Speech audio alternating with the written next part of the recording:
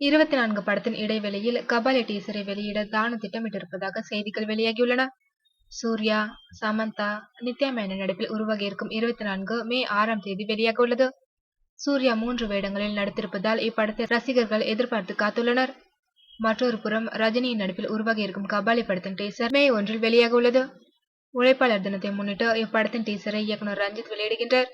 இந்நிலையில் படத்தின் தயாரிப்பாளர் தானு சூர்யாவின் 24 படத்துடன் கபாலி டீசரை இணைத்து வெளியிட இருப்பதாக கூறுகின்றனர். முன்னதாக விஜயின் தெறி படத்துடன் கபாலி டீசர் வெளியாகும் என தகவல்கள் வெளியானது. கடைசி நேரத்தில் ஏற்பட்ட சிக்கலால் தெறியுடன் கபாலி டீசர் வெளியாகவில்லை. தற்போது டீசர் தேதி உறுதியாகிவிட்டதால் 24 படத்துடன் கபாலி டீசர் வெளியாவதில் எந்த சிக்கலும் இருக்காது என்று கூறுகின்றனர். கபாலி போஸ்ட் புரொடக்ஷன் பணிகள் தற்போது விறுவிறுப்பாக நடைபெற்று வருகின்றன. விரைவில் இப்படம் சென்சாருக்கு செல்ல இருப்பது குறிப்பிடத்தக்கது.